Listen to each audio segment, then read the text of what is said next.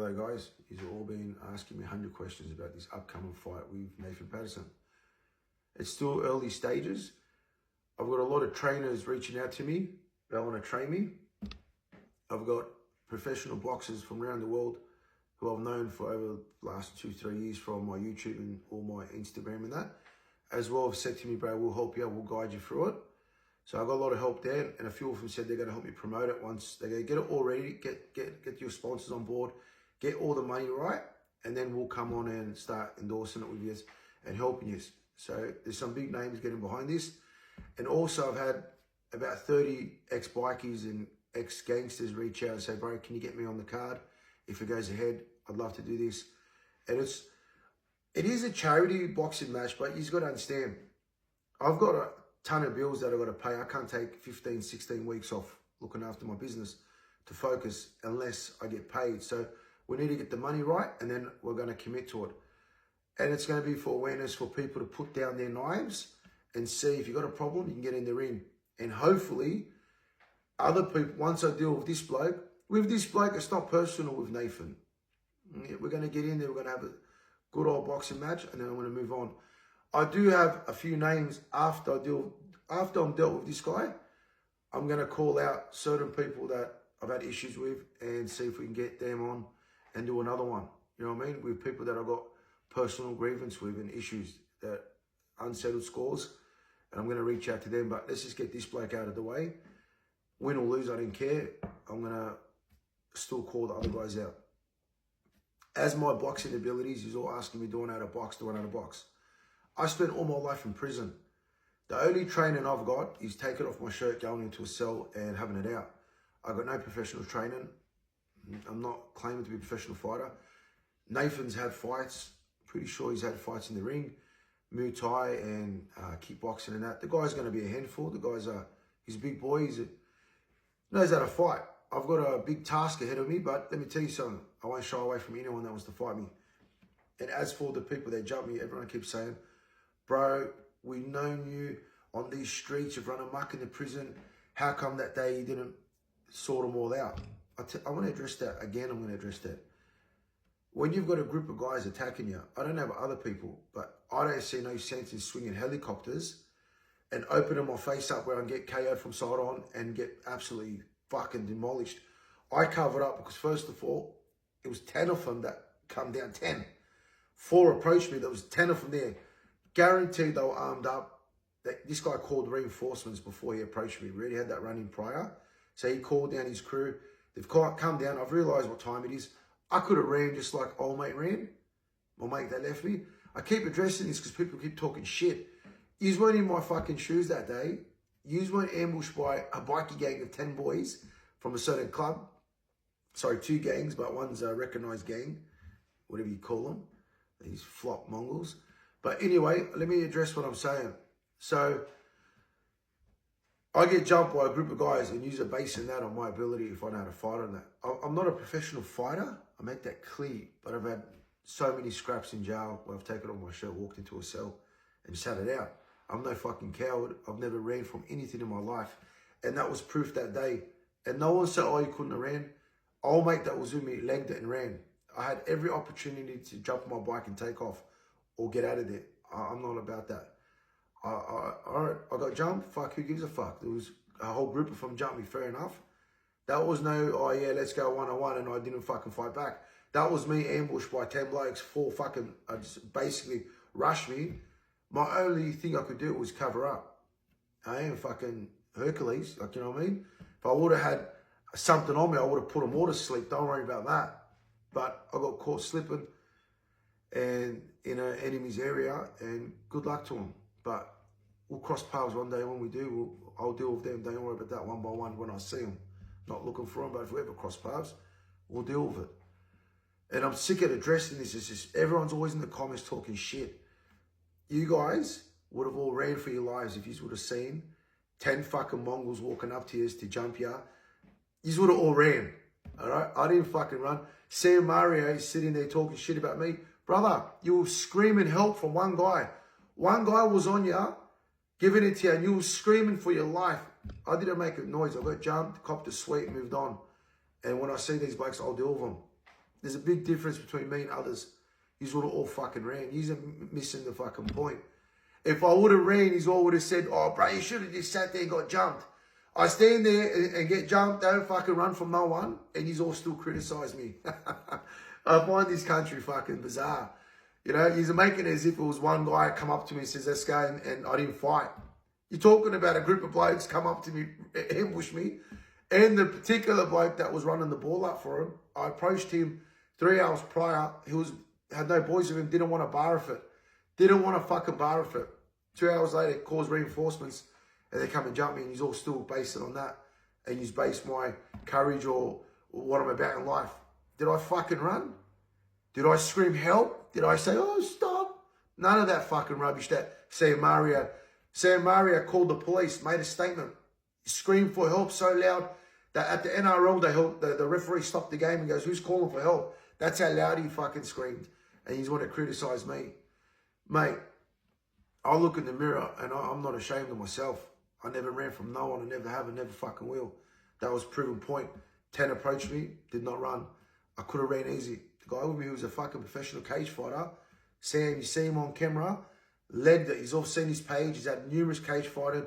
The bloke's a machine. He legged it and ran. He's like, nah. And he even said to me later, he goes, bro, they must have been armed.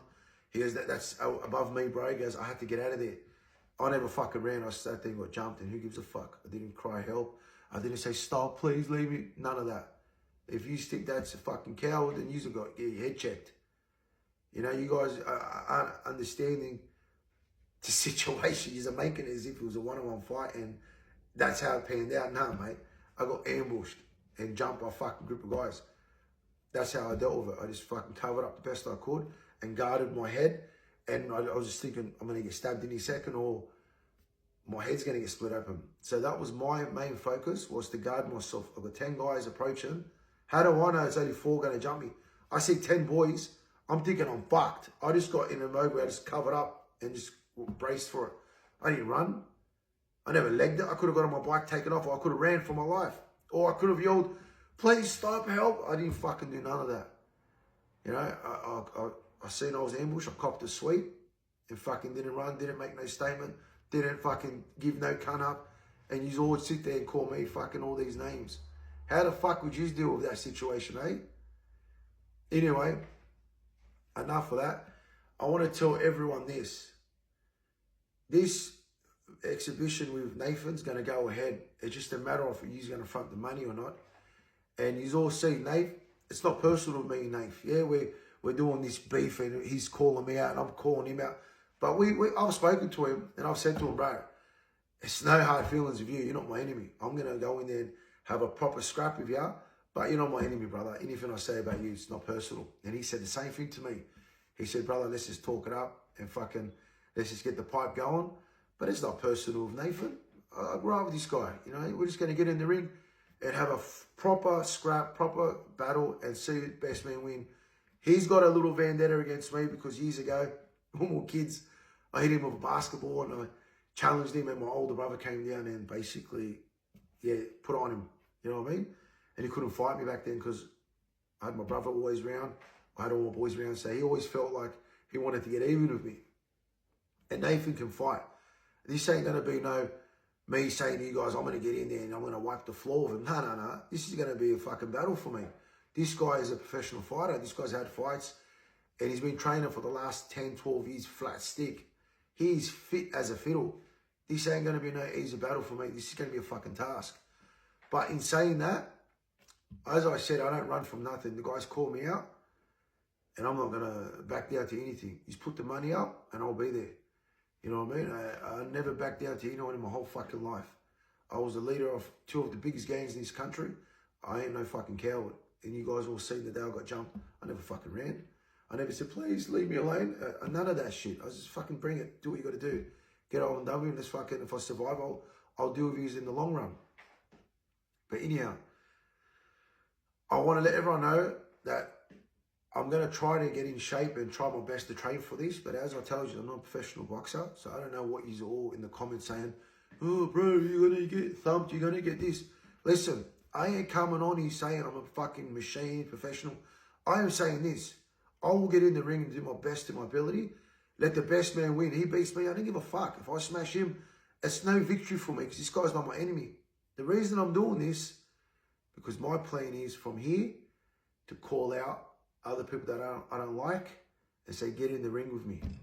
But let Nathan be the first one because everyone sees he's going to be a task and everyone wants to see, will I take him up on it and we'll just go ahead and let's just see how it pans out. But as I said, my courage should never be tested. I never ran from anything in my life. And let's see how this all pans out. And to you, Nathan, you're talking a little bit overboard smack. I don't know why. You know, you're fucking going to turn this into a hatred thing. At the end of the day, bro, let's just get in there and smash it out. You know, as I told you, let's pipe it up. Let's fucking pretend we hate each other and all that. But there's no need for that. So that's why I'm doing this video. There's no need for me to sit here and hype it up and call him out. Because the truth is, this guy ain't my enemy.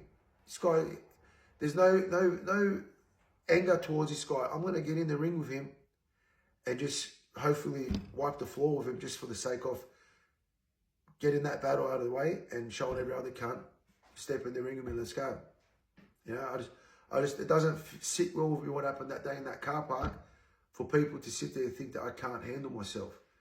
I want to show you how I go when it's one-on-one and you will see what I'm about. You know, anyway, I've addressed this 1,000 times. I don't want to keep addressing this. You guys need to fucking stop your comments and stop everything. If you guys want to see me get smashed, like he's all saying, front the fucking money up. All he is chip in, get a fucking charity going for yourselves, round up the money, contact me, Nathan, pay me my fee, and I'll get in the ring with him.